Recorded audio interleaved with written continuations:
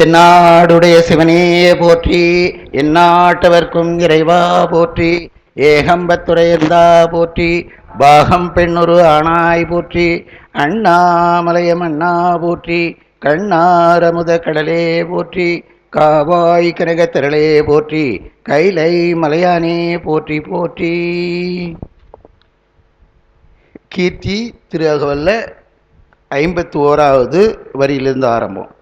வாத ஊரினில் வந்தினிதருளி பாத சிலம்புலி காட்டிய பண்பும் திருவார் பெருந்துரை செல்வனாகி கருவார் ஜோதியில் கரந்த கள்ளமும்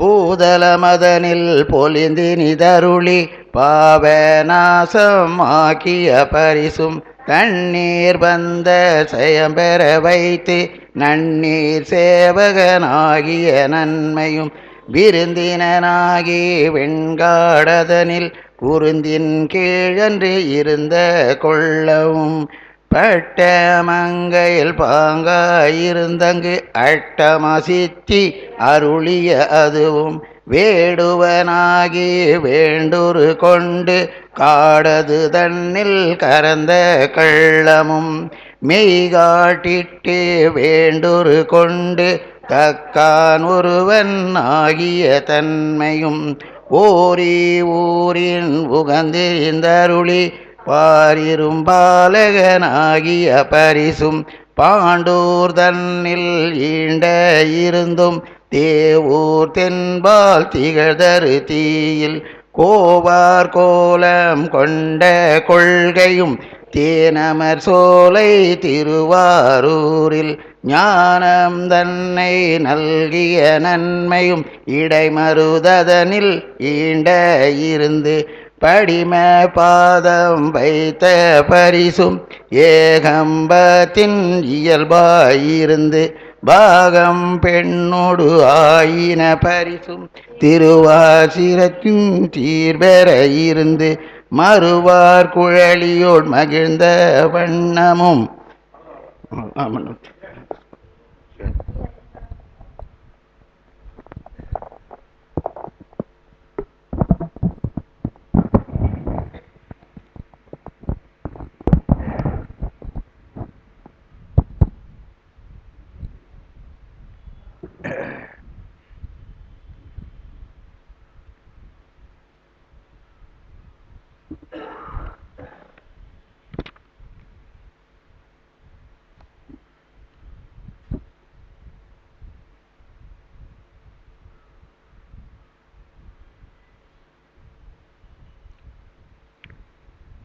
ஞானமே வடிவாகிய எல்லாம் வல்ல நம் பெருமானுடைய திருவடி கமலங்களை மனம் மொழி மெய்களால் வணங்கி இந்த மண்ணிலே வாழ்கின்ற வாழ்முறையினை காலந்தோறும் உணர்த்தி வருகின்ற திரு கைலாய ஞான பரம்பரை ஞானாசிரிய பெருமக்களுடைய பொன்னார் திருவடி கமலங்களை மனம் மொழி மெய்களால் வணங்கி இந்த நல்ல இடத்திலே நல்ல நேரத்திலே, அதாவது காஞ்சிபுரம் சிவஞான அருள்நெறி அறக்கட்டளை நடத்துகின்ற இந்த தொடர் உரையிலே இன்றைக்கு கீர்த்தி திரு அகவலில் 52வது அடி தொடங்கி 80வது அடி வரையிலும் பார்க்கிறோம்.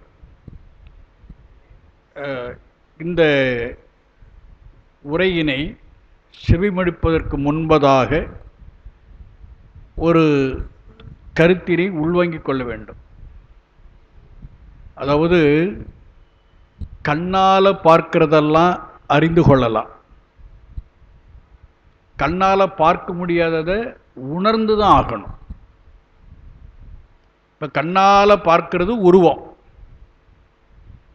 கண்ணால் பார்க்க முடியாதது அருவம். உருவத்தை அறியலாம், ஆனால் அருவத்தை உணரத்தான் முடியும். அதுபோல் உருவப்பொருளாகவும் இருக்கலாம், ஆனால் காலங்கடந்த நிலையில் கண்ணால் பார்க்க முடியாது, அதையும் உணரத்தான் வேணும். இப்போ எதற்காக நம்ம சொல்கிறோன்னா, நம்முடைய வாழ்க்கைக்குரிய அடிப்படை பொருள் 2 என்று பார்த்தோம் தொல்காப்பியத்தில். காலமும் இடமும்.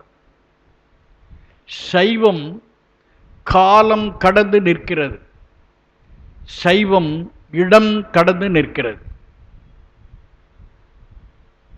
அந்த வகையில் பார்த்தோம்னா மணிவாசக பெருந்தகை என்னுடைய பார்வையில்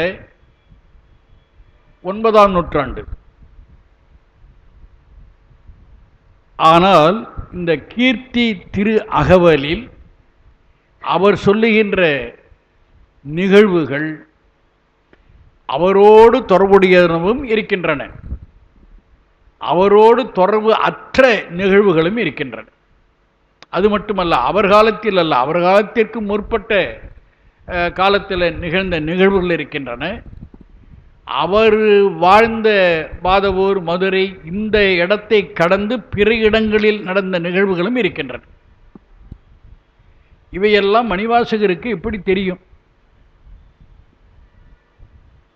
ஏன்னா மணிவாசகர் போன்றவர்கள் ஞானிகள். அவர்கள் சொல்லுவதை நம்ம ஒரு வகையிலையும் மறுக்கவும் முடியாது, அதில் சந்தேகப்படவும் முடியாது.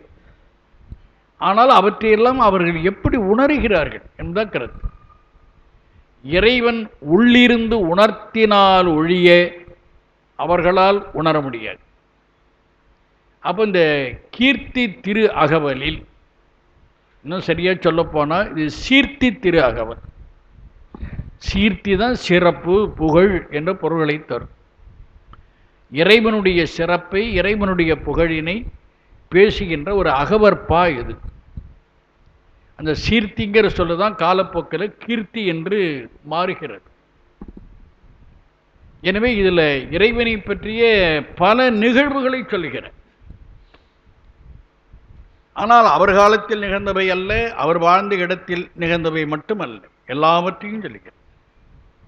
அப்போ நம்ம எப்படி கருதணும்னு சொன்னால், அவரின் உள்ளே இறைவன் இருக்கிறான், எல்லாருடைய உயிர்களிடத்திலையும் இறைவன் இருக்கிறான். ஆனால் தகுதி வாய்ந்த, பக்குவம் வாய்ந்த அவருக்கு அவனே உணர்த்துகிறான், எல்லாவற்றையும் உணர்த்துகிறான். அந்த வகையில் தான் இப்போ நம்ம பார்க்க போகிறோம். அதனால் விரிந்த விளக்கத்தை எல்லாம் இதில் பார்க்க முடியாது. அப்படி ஏதாவது விரிந்த விளக்கம் சொன்னால் அது ஒரு வகையில் பொருத்தமாக இருக்கும், இன்னொரு வகையில் பொருத்தம் இருக்காது. பெரும்பாலும் புராண கதைகள் மாதிரி ஆகிடும்.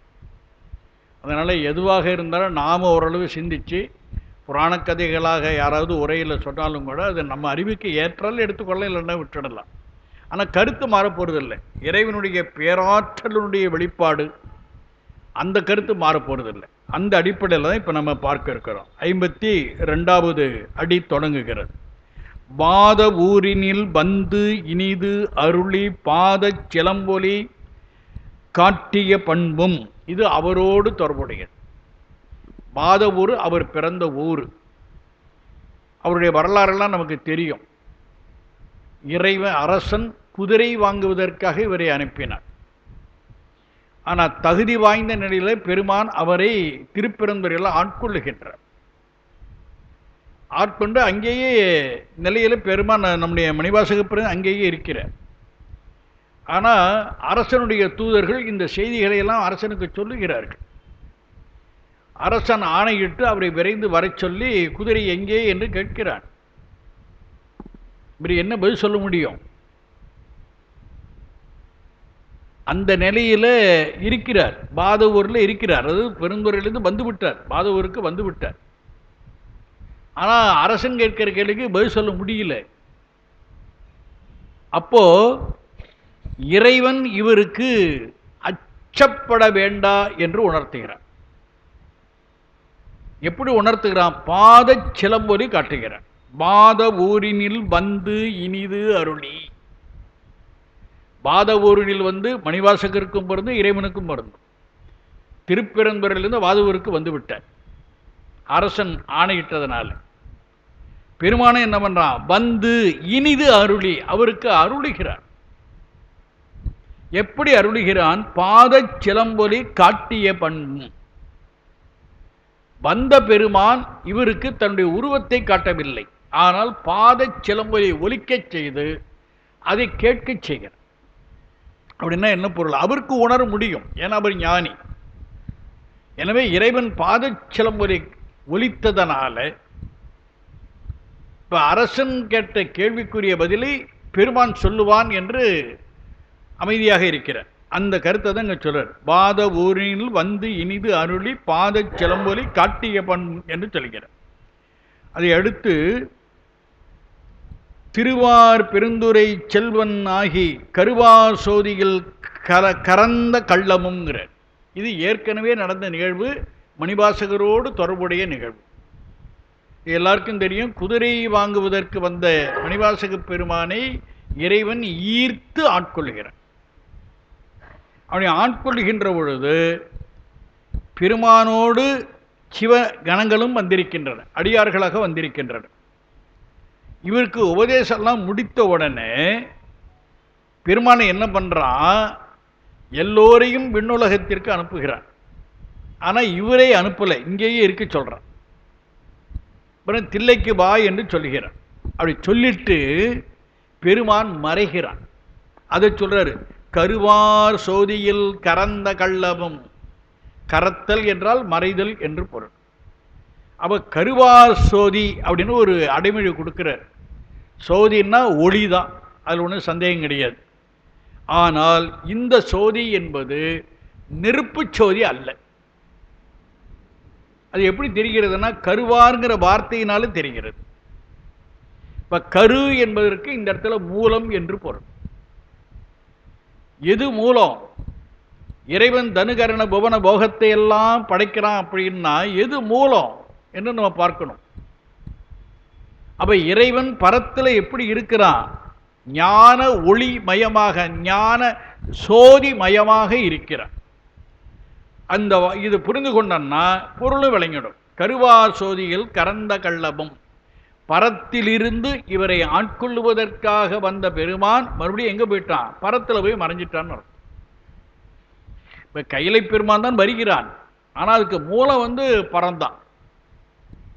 ஏன்னா இதெல்லாம் ஆழ்ந்து சிந்திக்கணும். இப்ப கைலையில் உள்ள பெருமான் யார் என்பதை சிந்திக்கணும். சொன்னா உங்களுக்கு கொஞ்சம் அதிர்வாக கூட இருக்கும். கைலை பெருமான் என்பவன் நம்முடைய உடனடி தலைவர். ஏனெனில் அவர் ஒரு ஆன்மா. இதைத்தான் அதிர்ச்சி கொடுக்குன்னு சொல்றேன். அதாவது ஸ்ரீகண்ட பரமேஸ்வரன் என்று யாரையே நாம் சொல்லுகிறோமோ அவரே ஒரு காலத்தில் ஒரு ஊழியில் அவரும் திருவடிப்பேறு அடைவார். இப்படிலாம் சொன்னா விளங்கிக் கொள்வது ரொம்ப சிரமம். அப்போ பரத்தில் உள்ள இறைவன் அருவமும் கடந்த நிலையில் இருக்கிறான். அவன் அப்படியே திடீர்னு உருவத்தெல்லாம் வெளிப்பட முடியாது. ஏற்கனவே அந்த தகுதி உடைய ஆன்மாக்களை அந்த நிலையில் வச்சிருக்கிறான். அப்படி வைத்திருக்கக்கூடிய நிலையில தான் நம்முடைய கைலைநாதர் ஒருவராக இருக்க ஸ்ரீகண்ட ருத்திரர் என்று நம்ம சொல்கிறோம். அவர் தான் வருகிறார். ஆனால் பரத்தில் உள்ள பெருமான் ஆணையினால் வருகிறார். அது மறந்துடக்கூடாது.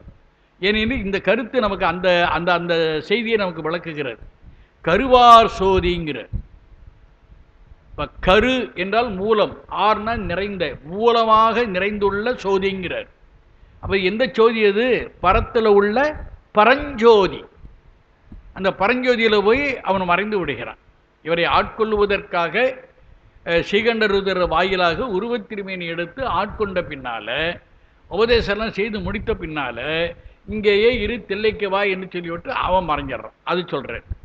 அப்புறம் பார்த்தீங்கன்னா, பூவலம் அதனில் பொலிந்து இனிது அருளி பாவ நாசம் ஆக்கிய பரிசுங்கிற. பூ வலம் என்று பிரிக்கணும். அது ரெண்டு சொற்கள் ஒரே சொல்ல அல்ல. பூ என்றால் பூ உலகம், மண்ணுலகம் என்று பொருள். அதாவது வலம் என்றால் வளமாக வருதல் என்று பொருள். பூவலம் என்றால் உலகத்தை வளமாக வருதல். அப்ப நமக்கெல்லாம் அந்த கருத்து உண்டு. வளமாகத்தான் போகணும், வளமாகத்தான் எல்லாவற்றையும் செய்யணும். கோயிலை வளமாகத்தான் வரணும். அப்ப இந்த இடத்துல பூவலம், உலகத்தை வளமாக வருதல் என்றால், இப்ப பெருமான் என்ன சொல்லியிருக்கிறான் திருப்பெருந்துறையில? நீ தில்லைக்கு வா என்று சொல்லிவிட்டு போயிருக்கிறான். அப்ப தில்லைக்கு இவர் எப்படி போவாரு? பெருந்துறையில புறப்பட்டு வளமாகத்தான் போவார். அதுதான் திருக்கழுக்குன்றெல்லாம் அப்புறமா சிதம்பரத்துக்கு போவார். அதான் வளமாக வருதல். அதான் பூவலம் அதனில். இப்படி வளமாக வந்த பொழுது பொலிந்து இனிது அருளி. ஒவ்வொரு தலத்திலேயும் பெருமான் இவருக்கு காட்சி கொடுத்திருக்கிறான். பொலிந்து இனிது அருளி, அந்த சொல்லெல்லாம் ஆழ்ந்து பார்த்தானா அந்த கருத்து வரும். அப்படி வருகின்ற பொழுது இதில் ஒரு முக்கியமான செய்தி சொல்கிற, பாவநாசம் ஆக்கிய பரிசுங்கிற. பாவம் என்பது என்ன அப்படின்னா எல்லாருக்கும் தெரிந்தது, தீவினையினுடைய பயன். அது அதுதானே பாவமாக மாறுகிறது, அதுதானே துன்பமாக வருகிறது. அந்த துன்பம் எதற்காக வருகிறது? அந்த ஆன்மா திருந்த வேண்டும் என்பதற்காக வருகிறது. அப்படி அந்த கண்ணோடு தான் பெருமான் கொடுக்கிறான். அப்போ இந்த பாவமெல்லாம் நாசமாகணும், இறைவனுடைய அருளை பெறுவதற்குரிய தகுதியை பெறணும்னா இந்த தலப்பயணம் மேற்கொண்டு பெருமானி அந்தந்த இடத்துல வழிபாடு பண்ணணும். அப்படி வழிபாடு பண்ண பண்ண பண்ண பண்ணத்தான் அந்த அருள் நமக்கு கிடைக்கும். இப்போ மணிவாசக பெருந்தகை ஒரு மிகச்சிறந்த ஆன்மாவாக இருந்தாலும் அவருக்கும் பாவங்கள் உண்டு. அந்த பாவங்களை எல்லாம் இவர் வளமாக வருகின்ற பொழுது, தலப்பயணத்தில் வருகின்ற பொழுது, தலங்கள் தோறும் பெருமானை வழிபாடு பண்ணுகின்ற பொழுது அந்த பாவங்கள் எல்லாம் நாசமாகின்றன. அப்படி ஆக்கினான் என்று அவரை சொல்லுகிறார். இப்போ இதெல்லாம் நம்ம இப்படி பார்த்தாதான் நம்ம சித்தாந்த கண்ணோட்டத்தோடு பார்க்கின்ற போது இதெல்லாம் தெளிவாக விளங்கும்.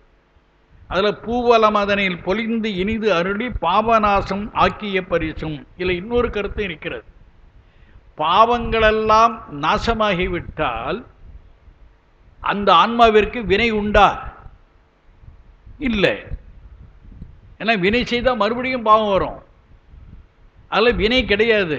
ஆனால் வினை செய்யாமல் உலகத்தில் இருக்க முடியுமா அப்படின்னா இருக்க முடியாது. அப்போ என்ன பொருள் என்றால், அவர் செய்கின்ற வினைகளுக்கு பொறுப்பு இறைவன். எனவே அந்த வினையினுடைய பயன் மணிவாசக பெருமானை தாக்காது. ஆக தீவினை செய்கிறாருனால அர்த்தம் பண்ணக்கூடாது. இறைவன் அந்த பொறுப்பை ஏற்றுக்கொள்ளுகிறார். அவ்வளோதான் இந்த இடத்துல அப்படி நம்ம கருதணும்.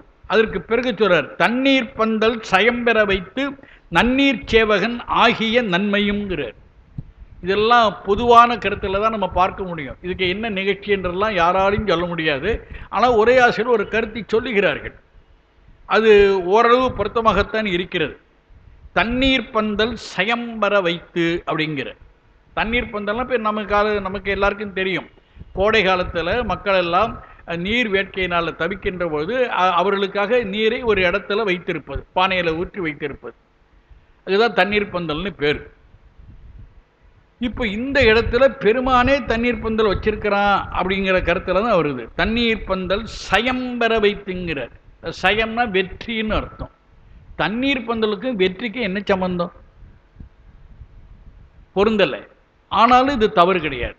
அப்ப எப்படி உரையாசிரியர் எழுதுகிறார்கள் என்றால், இப்போ கொஞ்சம் நம்முடைய கருத்து 1000 ஆண்டுகளுக்கு முற்பட்டு போகணும். அப்போதான் இது விளங்கும். இது மணிவாசக பெருந்தகை பாண்டி நாட்டுக்காரர். பெருமான் மதுரையிலையும் பெருந்துறையிலும் பாண்டி நாட்டு இறைவனாகத்தான் வெளிப்படுகிறான். அதனால்தான் முதலாக இறைவன் வெளிப்பட்ட இடம் நம்முடைய தமிழகம், தென்னகம். அதனால்தான் தென்னாடுடைய சிவனே போற்றி எந்நாட்டவர்க்கும் இறைவா போற்றி என்று அவரே சொல்லுகிறார். அப்ப பெருமான் எங்க வெளிப்பட்டான்னா தென்னாட்டில். அதில் நமக்கு ஒரு தனி உரிமை உண்டு, நம்முடைய இறைவன் என்ற உரிமை உண்டு. ஆனால் அவன் நமக்கு மட்டுமே இறைவன் இல்லை, உலகத்துள்ள அத்தனை உயிர்களுக்கு அவன் தான் இறைவன். அதைத்தான் நம்ம உணர்ந்திருக்கிறோம். அதனால தான் தென்னாடுடைய சிவனே போற்றி எந்நாட்டவர்க்கும் இறைவா போற்றி என்ற அந்த முழக்கம் அவரால் வருகிறது. அப்போ இது எதற்காகன்னா, அப்போ பாண்டி நாட்டிற்கு ஒரு தனி உரிமை உண்டு பெருமானிடத்தில். அப்போ பாண்டி நாட்டை ஆண்ட பாண்டியனுக்கும் சோழனுக்கும் ஒரு தகராறு, ஒரு போர். இந்த போரை நம்ம எப்படி புரிந்து கொள்ளணும்னா, இப்போ நடக்கிற போரை வச்சு புரிந்து கொள்ள முடியாது. இன்னும் சொல்லணும்னா பிற்காலத்தில் நடந்ததில்லை பெரிய பெரிய போர்கள், அந்த மாதிரியும் புரிந்து கொள்ளக்கூடாது. இது ஒரு சிறு கூட்டம் இல்லை, இன்னொரு போர் நெறி என்று ஒன்று இருக்கிறது. ஒரு வீரன் தனக்கு உரிய தகுதியுடைய இன்னொரு வீரனோடு தான் போரிடுவான். இப்போ நடக்கிற மாதிரி போரெல்லாம் அப்போ கிடையாது. குதிரை வீரன் குதிரை வீரனோடு போரிடுவான், யானை வீரன் யானை வீரனோடு போரிடுவான், ஒரு காலாள் படை என்று சொல்லுகின்ற தரையில் இருக்கக்கூடிய ஒரு வீரன் தரை வீரனோடு தான் போரிடுவான். அந்த மாதிரி போரிடுகின்ற பொழுது என்ன ஆச்சுன்னு கேட்டிங்கன்னா, இந்த போர் நடக்கின்ற பொழுது வீரர்கள் அதில் கலந்து கொள்கிறார்கள். அந்த வீரர்களுக்கு நீர் வேட்கை தணிவதற்காக என்ன பண்ணுறான், பெருமானே தண்ணீர் பந்தலை அமைத்திருக்கிறான். இப்போ நமக்கு இதெல்லாம் புரியாது நம்ம காலத்தில். சரி, வீரர்களுக்கு தண்ணீர் பந்தல் வைக்கிறதா அப்படின்னு. ஆனால் அந்த காலத்தை நினச்சி பார்த்தா தான் தெரியும். இப்போ நடக்கிற மாதிரி மிகப்பெரிய போர் அல்லது தவறான போரெல்லாம் மிக நேர்மையான போர் அது. அப்போ அந்த வீரர்களுக்கு நீர் அவ்வளவு முக்கியமானது. இன்னைக்கு உள்ள நீர் வேறு. அதாவது இதெல்லாம் நம்ம ஆரம்பிச்சோன்னா நிறைய பொருள் நமக்கு கிடைக்கும். இப்போ என்னுடைய உறவினர் ஒருத்தர் ஒரு இந்த நெடுஞ்சாலைத்துறையில் பணியாற்றி கொண்டிருந்தார். அவர் அந்த பணியின் காரணமாக பூம்புகார் பகுதிக்கு போக வேண்டியதாக இருந்தது. இதெல்லாம் நான் சொல்கிறதெல்லாம் ஒரு 50 ஆண்டு காலத்திற்கு முன்னதாக. இப்போ நீர் வேட்கை எடுக்கும் என்றால் பூம்புகாருடைய கடற்கரையில் ஒரு சின்ன பள்ளத்தை தோண்டினாங்கன்னா தண்ணி ஊறும். அந்த தண்ணியை குடித்தா இளநீர் மாதிரி இருக்கும். அப்போ அந்த இளநீர் போன்ற தண்ணீரே உணவு, உணவுக்குரிய அத்தனை சக்திகளையும் அது கொடுக்கும். அது அதனால தான் வீரர்களுக்கு, அது பாண்டிய நாட்டு வீரர்களுக்காக பெருமான் என்ன பண்ணுறான்னா தண்ணீர் பந்தலை அமைத்தான். அந்த தண்ணீரை உண்ட வீரர்கள் அந்த போரில் வெற்றி பெறுகிறார்கள். வெற்றி பெற்றதை குறிப்பதற்கு தான் சயம் பெற வைத்துங்கிற ஒரு வார்த்தையை போடுறேன். இப்படி உரையாசிரியர் எழுதுகிறார்கள். பொருத்தமாக தான் இருக்குது. அதெல்லாம் நம்ம ஏற்றுக்கொண்டு தான் ஆகணும். தண்ணீர் பந்தல் சயம்பர வைத்து நன்னீர் சேவகன் ஆகிய நன்னீர் நீர்னா நீர்மை குணம்னு அர்த்தம். நல்ல குணத்தை உடைய ஒரு சேவகனாக பணியாளாக பெருமான் அங்கே பணியாற்றி இருக்கிறான். என்ன காரணம்னா பாண்டி நாடு அத்தகைய நாடு. இறைவனுக்குரிய அதாவது முக்கியமான இடமே பாண்டி நாடு தான். பாண்டி நாடே பழம்பதியாக அப்படி இன்னொரு இடத்துல பார்க்கிறோம். அரசனுக்குரிய 10 நிலைகளை சொல்லுகின்ற பொழுது நாடு எது என்றால் பாண்டி நாடு. அப்போ எல்லோருக்கும் உரியவனாக இருந்தாலும் பாண்டி நாட்டிற்கு தனி உரிமை உடையவன் சிவபெருமான். அதனால தான் அந்த வேலையை செய்கிறான். நன்னீர் சேவகன் ஆகிய நன்மையும்ங்கிறார். அப்புறம் விருந்தினன் ஆகி வெண்காடு அதனில், திருவெண்காட்டு சொல்றாரு, வெண்காடு அதனில் குருந்தின் கீழ் அன்று இருந்த கொள்கையும்ங்கிறார். இதில் பார்த்தீங்கன்னா இதில் ஒரு அரிய சொல்லாட்சி இருக்கிறது. விருந்துன்னு ஒரு சொல்லாட்சி இருக்கிறது. விருந்து என்ற சொல்லுக்கு புதுமை என்று பொருள். அப்போ திருவெண்காடு என்பது ஒரு தலம். அந்த தலத்தில் அதுவரை அந்த ஊர் மக்கள் காணாத வகையில் இவன் ஒரு புதியவனாக எழுந்தருளுகிறான் என்பதுதான் இந்த இடத்துல கருத்து. அப்படி எழுந்தருளி என்ன செய்கிறான் என்றால் குருந்தின் கீழ், குருந்த மரத்துடைய அடியில் எழுந்தருளுகிறான். இப்போ குருந்த மரம்லாம் அவ்வளவு சிறப்புடையது. இப்போ நம்ம காஞ்சிபுரத்தில் எப்படி மாமரம் சிறப்புடையதோ அவ்வளோ குருந்த மரமும் சிறப்புடையது. அந்த குருந்தின் கீழ் அன்று இருந்த கொள்கையும்ங்கிறார். அப்போ அந்த குருந்த மரத்தில் எழுந்தருளி இருக்கிறான் திருவெண்காட்டில். அப்போ எழுந்தருளி என்ன பண்ணியிருப்பான், அடியார்களுக்கு ஏதோ ஒரு வகையில் அருள்பாலித்திருப்பான். அதை சொல்றார். அப்புறம் பட்ட மங்கையில் பாங்காய் இருந்து அங்கு அட்டமா சித்தி அருளிய அதுவுங்கிறார். இப்போ பட்டமங்கை என்பது ஒரு ஊர், ஒரு தலம். இப்போ எங்கே இருக்குன்னு தெரியாது. இப்போ தேவார தலங்களெல்லாம் நம்ம பெருமளவு கண்டுபிடிச்சிடுறோம்.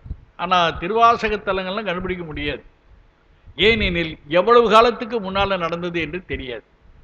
அவரே உணர்ந்து தான் பாடுகிறாரே தவிர அறிந்து பாடலை. அதனால் அது பாண்டி நாட்டு தலம் எங்கே இருக்குன்னு தெரியாது.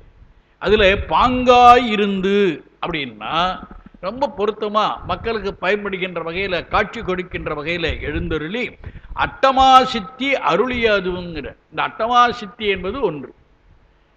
இதெல்லாம் நம்ம புரிந்து கொள்ளணும். அட்டமா சித்திங்கிறது என்னன்னு கேட்டிங்கன்னா, அட்டம்னா 8. இந்த தமிழில் சொல்லாத்தனாலும் எதுவும் விளங்க மாட்டேங்குது. மானா பெரிய, சித்தினா சித்து ஆற்றல். சித்தாற்றல்னா அறிவாற்றல் தான், வேற ஒன்றும் இல்லை. அறிவினால தான் எல்லாம் பண்ண முடியும். அந்த மாதிரி நிலை எப்போ வரும் என்பதை நம்ம புரிந்து கொள்ளணும்.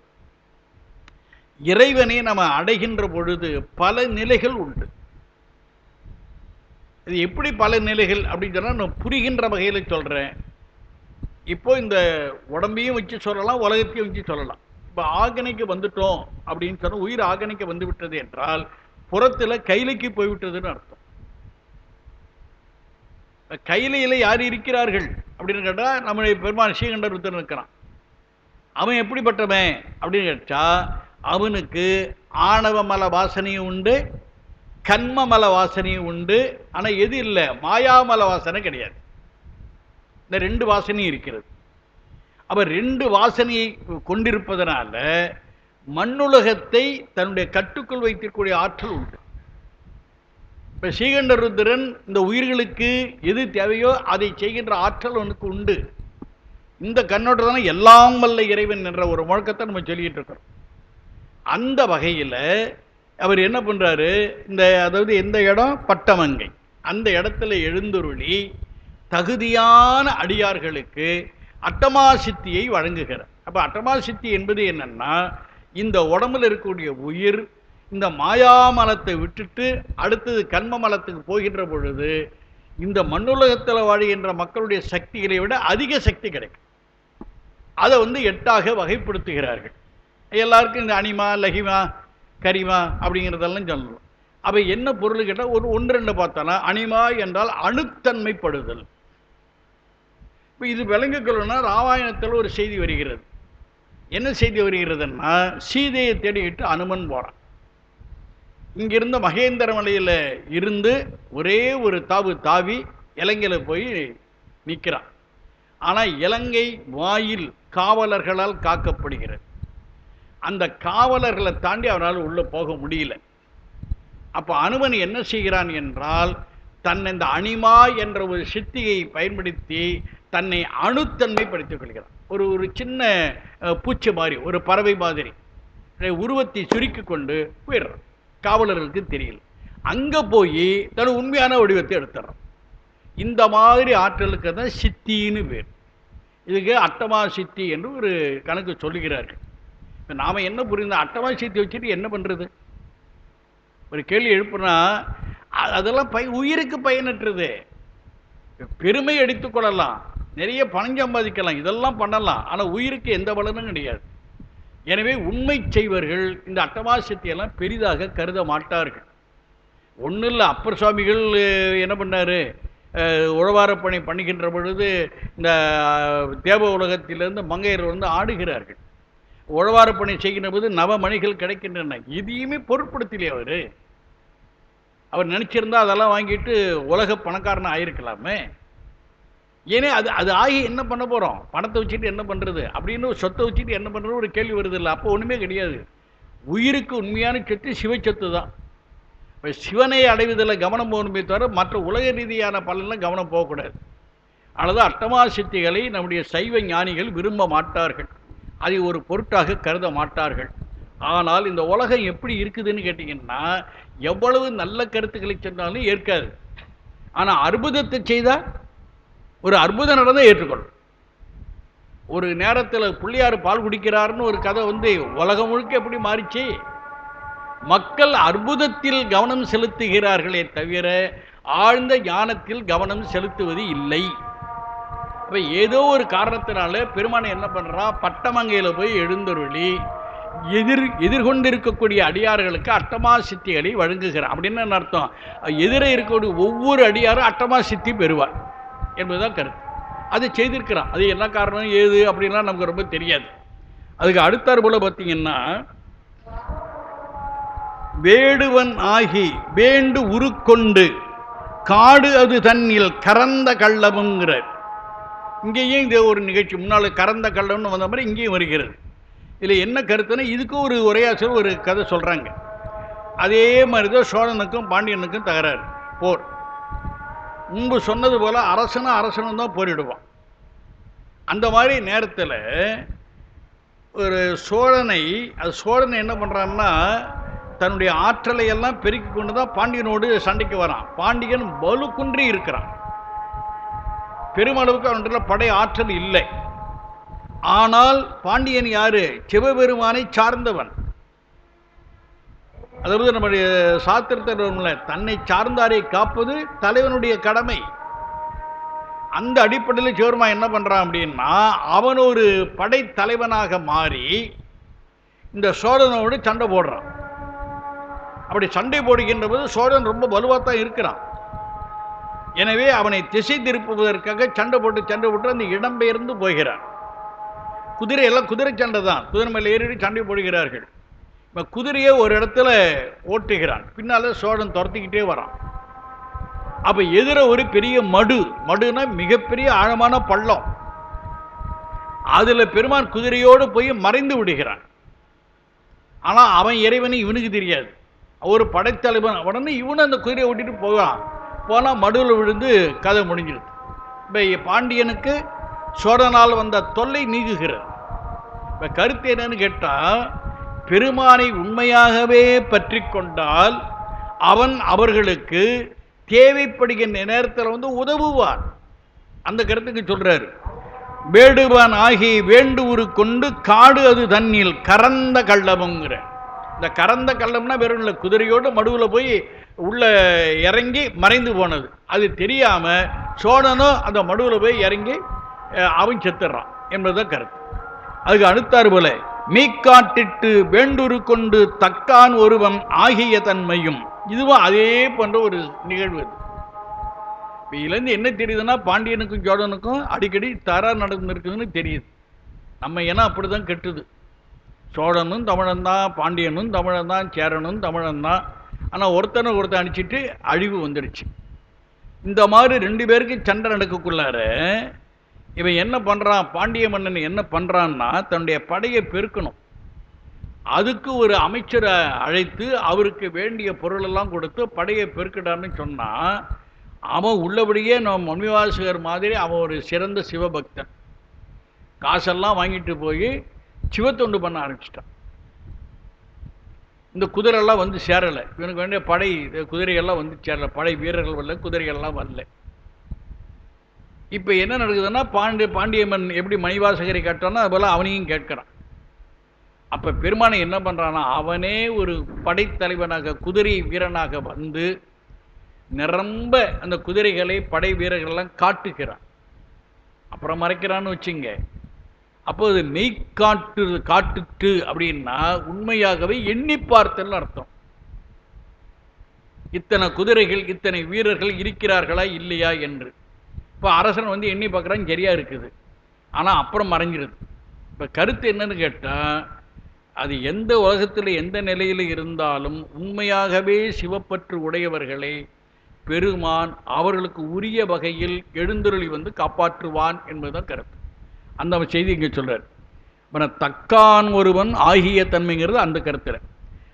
ஓரி ஊரின் உகந்து இனிது அருளி பாரிரும் பாலகன் ஆகிய பரிசும் அப்படிங்கிறார். ஓரி ஊர் என்று ஒரு ஊர், அதுவும் பாண்டி நாட்டு தலம்தான். அதில் ஒரு அருள் நிகழ்ச்சியை பெருமான் செய்கிறான். இது என்னன்னா, உரையாசிரியர் எப்படி எழுதுறாங்கன்னா, கௌரி என்று ஒரு பெண்ணு. இதெல்லாம் கற்பனை தான். ஏன்னா நான் புரிந்து கொண்டவர்களும் கௌரிங்கிற பேரெல்லாம் அந்த காலத்தில் யாரும் வச்சிருக்க மாட்டாங்க. வச்சிருந்தா வேறு விதமான தமிழ் பெயராக இருந்திருக்கும். இதெல்லாம் உரையாசிரியர் அப்படி பொருத்தமாக இருக்குன்னு எழுதுகிறார்கள். கருத்து வழங்குகிறது, ஏற்றுக்கொள்ளணும். எல்லாம் சொல்லுவாங்க. இப்போ யாரு வந்து நேராக பார்த்தா நீங்க அந்த சிந்தனை வரணும் இல்லை. இதெல்லாம் இறைவனை உள்ளிருந்து உணர்த்தலாம். பேரெல்லாம் இவர்களுக்கு எப்படி தோணுகிறதோ அப்படிதான் வைப்பார்கள். இதெல்லாம் உண்மையான ஆய்வு முறையில் வந்த வரலாற்று செய்திகள் அல்ல. இறைவன் கருத்துக்களை விளக்குவதற்காக உணர்த்துகிறான், உள்ளிருந்து உணர்த்துறான். இப்படி நடந்தது அப்படி நடந்ததுன்னு. இவர்கள் எப்படி புரிந்து கொள்கிறார்களோ அதற்கு ஏற்றாற்போல் விளக்கம் கொடுப்பார்கள். அப்படி வைத்து கொண்டதான் சைவம் வளரும். அப்படியே 100க்கு 100 உண்மைன்னு எடுத்துக்கொண்டீங்கன்னா உங்களுக்கு குழப்பம்தான் வரும். இங்கே என்ன கருத்துன்னு கேட்டீங்கன்னா, ஓரி ஊர் ஒரு ஊர், அதில் உகந்து இனிது அருடி அப்படிங்கிறார். அப்போ அதுக்கெல்லாம் என்ன விளக்கம்னா ஒரே ஆசிரியர் எழுதுகிறார்கள். கௌரின்னு ஒரு பெண்ணு, அவள் சைவ பெண்ணு. ஆனால் அவள் பருவம் அடைந்த பொழுது அவளை திருமணம் செய்து கொடுக்கணும். ஆனால் என்ன நிகழ்ச்சின்னு கேட்டீங்கன்னா, ஒரு வைணவ குடும்பத்தில் பெண்ணை கொடுத்துட்றாங்க. இது அப்பர் தேவாரத்தில் அந்த ஒரு நிகழ்ச்சி வரும். அப்போ கொடுத்துட்றாங்க. அந்த பெண்ணை என்ன பண்ணுறாங்கன்னா, அந்த வைணவ குடும்பத்தில் இருக்கின்றவர்கள் அவளை புறக்கணிக்கிறார்கள். இன்றைக்கு அந்த மாதிரி நிகழ்ச்சியெல்லாம் நடக்கத்தான் செய்யுது. ஆகாத பெண்ணாக இருந்தால் எல்லாமே நடக்கும். அதுபோல் இந்த கௌரி என்ன பண்ணுறாங்க, புறக்கணிக்கிறார்களா, ரொம்ப மன துயரத்தோடு தான் வாழ்ந்து கொண்டிருக்கிறார். அது உச்சகட்டத்துக்கு ஒரு நாள் போய் இவர்கள் ஏதோ ஒரு வெளியூருக்கு திருமணம் என்ற ஒரு நிகழ்ச்சிக்கு போகிறார்கள். என்ன செய்கிறாங்கன்னா, வீட்டை பூட்டிட்டு போகிறாங்க. வீட்டுக்கு வெளியில் இவளை நிறுத்திட்டு வீட்டை பூட்டிட்டு போயிடுறாங்க. இந்த பெண்ணு தனியாக நிற்கிறாள். ஆனால் உண்மையான சிவப்பற்று உடையவள். அதெல்லாம் பெருமான விண்ணப்பித்திருப்பார் பெருமான்கிட்ட. பெருமான் எழுந்துட்டு வந்துட்டான், ஒரு அடியாறு இடத்துல வந்துட்டான். வந்தா வீடு பூட்டி இருக்குது. அதுக்கு முன்னால இவ நிற்கிறா. பெருமான் இவளுக்கு எதிர வந்து நிற்கிறான். அவன் தான் சொல்றான், நீ திற அப்படிங்கிறான். சாபியும் கிடையாது. எப்படி திறக்கிறது? கையை கொண்டு வைக்கிறா, பூட்டு திறக்குது. உள்ள போறாங்க. உள்ள போன உடனே இவன் என்ன பண்ண, ஒரு முதியவர் அடியவர் வேடத்துல முதிய நிலையில தான் வந்திருக்கிறான். பசிக்குதுங்கிறான். எனவே அந்த அம்மா சமைச்சு போட்டு சாப்பிட வைக்கிறாங்க. இப்போ சாப்பிட்டு முடித்த உடனே இறைவன் என்ன பண்ணுறான், முதிய வடிவத்தில் இருந்து இளைஞன் வடிவத்தில் மாறுகிறான். பிரச்சனை வருமா வராதா? கௌரி அச்சப்படுகிறார். அந்த நேரம் பார்த்து சொந்தக்காரன் மாமியார் மாமா புருஷன்லாம் கணவன்லாம் வீட்டுக்கு வரானும். எவ்வளோ பெரிய தர்ம சங்கடமான நிலை. இப்போ பெருமானை என்ன பண்ணுறான்னா, உடனடியாக தன்னை ஒரு குழந்தையாக காட்டுகிறான். பிரச்சனை தீர்ந்துச்சு இல்லை. இப்போ கருத்து என்னன்னு, ஏன் இந்த மாதிரி பெருமான் திருவிளையாடல் பண்ணுகிறான் என்பதை கொஞ்சம் ஆழ்ந்து சிந்தித்தோம்னா, இந்த உண்மையான சிவன் அடியார்களுக்கு அவர்கள் உள்ளபடியே இந்த சிவப்பற்றில் இருந்தால் அவர்களுக்கு எந்த விதமான ஆபத்தும் மாறாத வகையில் அவர்களுக்கு அருள்பாலிப்பான். இந்த வந்தவன் யாருன்னு காட்டணும் இல்லை. இப்போ தெருவில் போகிறவன் வரவன்லாம் வந்தால் முதியவன் இளைஞன்லாம் ஆக முடியாது, இளைஞன் குழந்தையெல்லாம் ஆக முடியாது. அவன் இறைவன் என்பதெல்லாம் ஆகுகிறான், அவ்வளோதான்.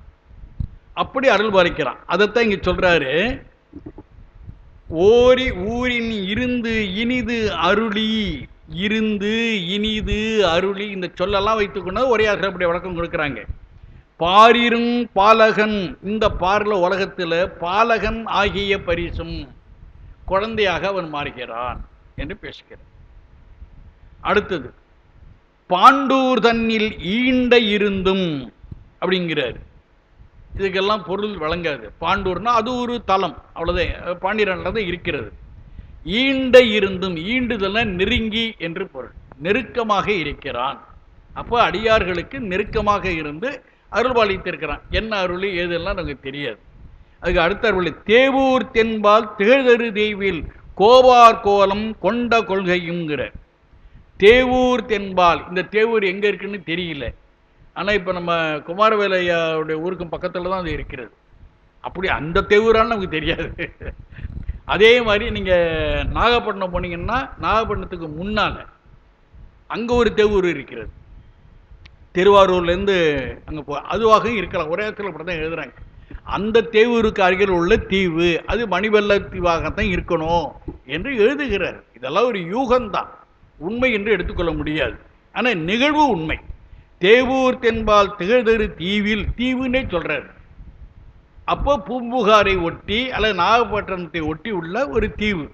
அதில் கோவார் கோலம் கொண்ட கொள்கைங்கிற, கோனா அரசன் தலைவன் என்று தான் பொருள்.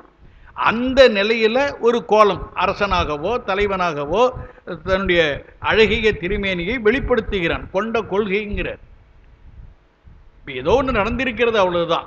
அதுக்கு அடுத்தாறு போல தேனமர் சோலை திருவாரூரில் ஞானம் தன்னை நல்கிய நன்மையுங்கிற, இது ஒரு அருமையான கருத்து. இது தேனமர் சோலை.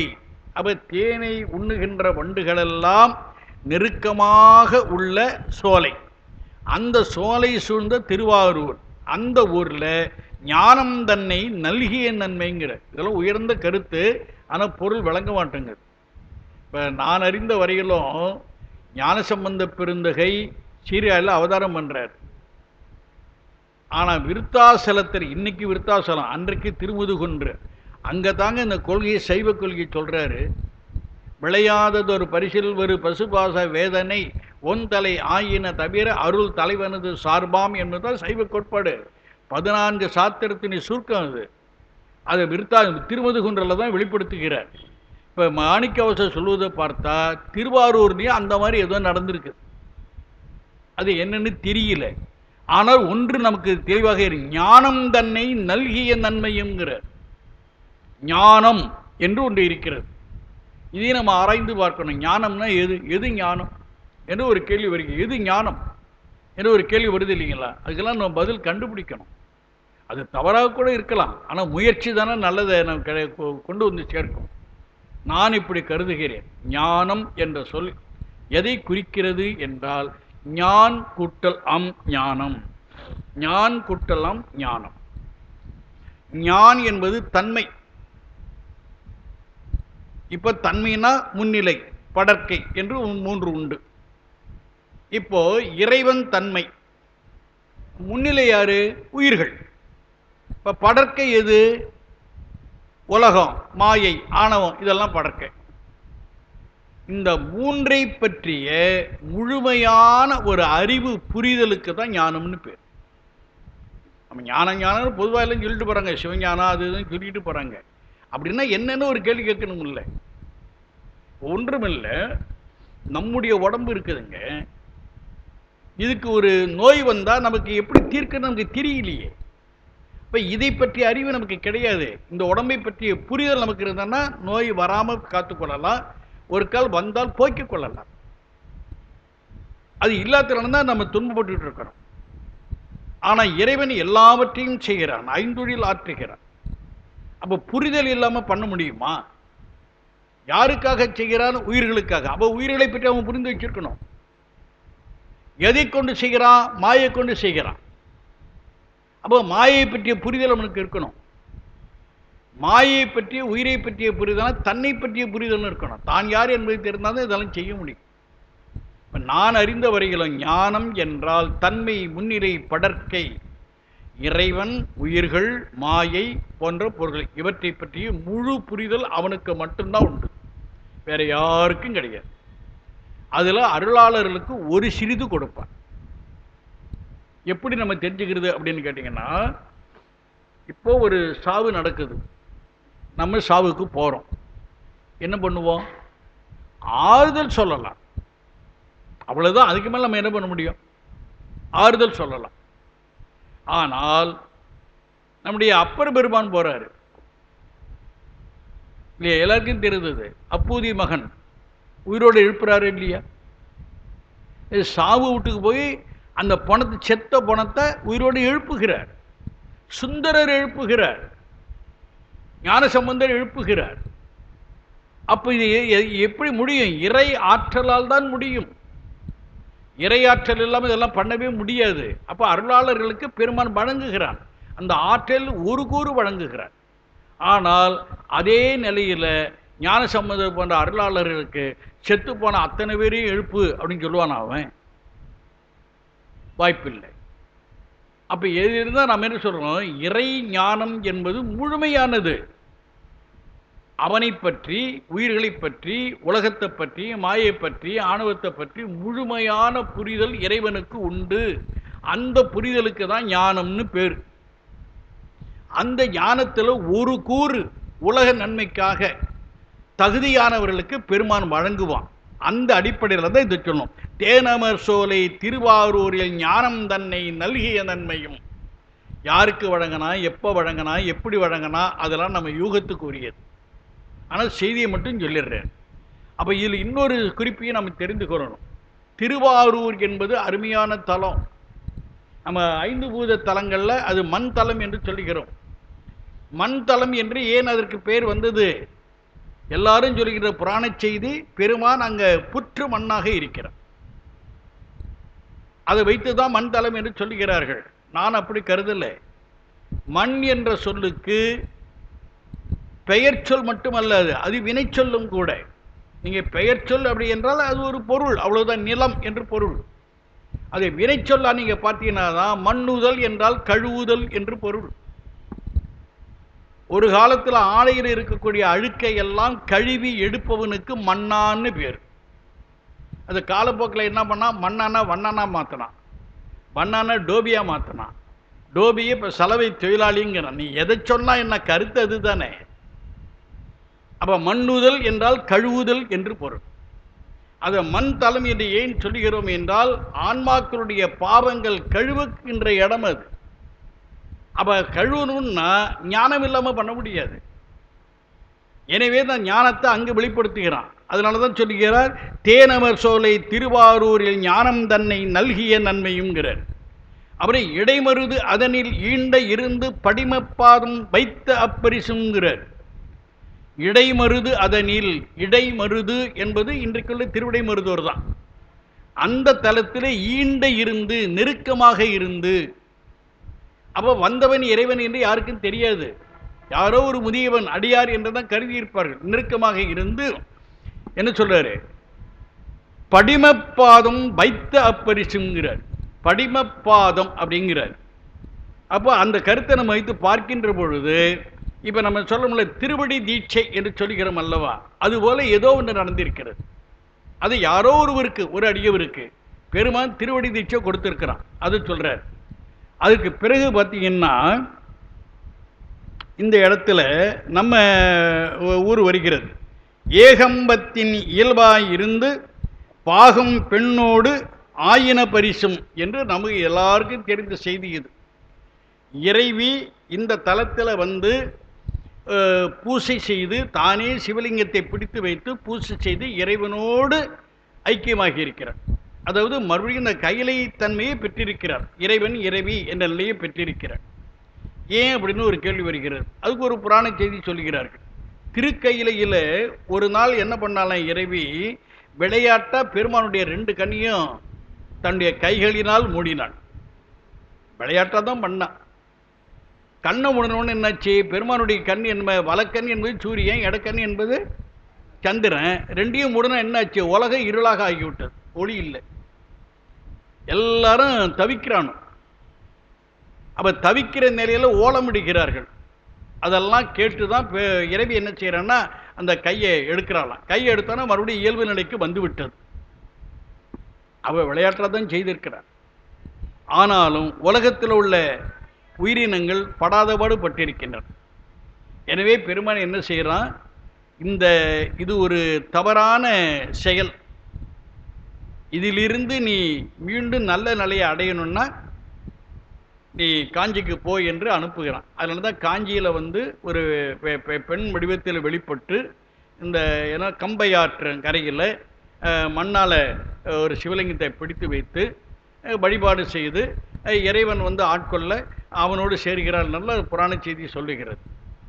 இதில் ஒரு குறிப்பை நம்ம தெரிந்துக்கிறணும். இப்போ திருவாரூர்லேயும் பெருமான் மண்ணாத்தான் இருக்கிறான், காஞ்சிபுரத்துலேயும் பெருமான் மண்ணாத்தான் இருக்கிறான். அப்போ மண்தலம் எது, அதுவா இதுவா? நம்ம தொண்டை நாட்டுக்காரர்கள் விட்டு கொடுக்க மாட்டார்கள் இல்லையா? மண்தலம்னா காஞ்சி தான். அதுக்காக திருவாரூர் புறக்கணிக்க முடியுமா? அப்போ நான் எப்படி நம்ம எடுத்துக்கொள்ளணும்னா, திருவாரூரில் அவனே புற்று மண் வடிவத்தில் எழுந்திருக்கிறான். ஆனால் காஞ்சிபுரத்தில் இறைவி பிடித்து வைக்கிறாள். 2மே மண்ணு தான், ஆனால் அது அவனே செய்தது, இது இவள் செய்தது. எனவே மண் தலத்தில் ஆண் தன்மை உடையது திருவாரூர், மண் தலத்தில் பெண் தன்மை உடையது காஞ்சிபுரம். அப்படி எடுத்துக்கிறோம். இப்படிலாம் சிந்திச்சோன்னா நல்ல கருத்துக்கள் இருக்கு. அதுக்காக சொல்ல வர. அப்புறம் இது சொல்லிட்டு ஏகாம்பது சொல்லி அடுத்தது கடைசி நிறைவாக 2 வரி பார்க்கிறோம்.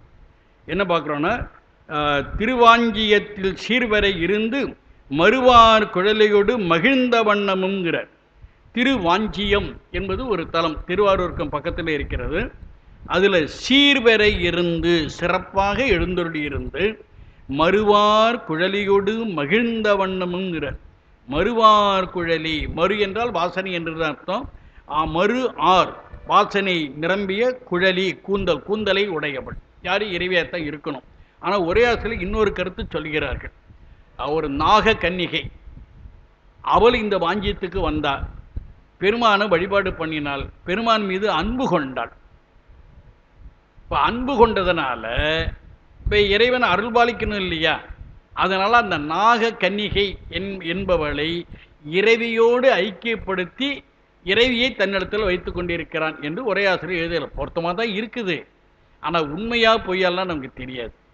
கருத்து என்னன்னா, ஒரு அது இறைவி மகிழ்கின்ற வகையில் திருவாஞ்சியத்தில் மிகச் சிறப்பான நிலையில் பெருமான் எழுந்தருளி இருந்தான் என்பதுதான் நேரடியான பொருள்.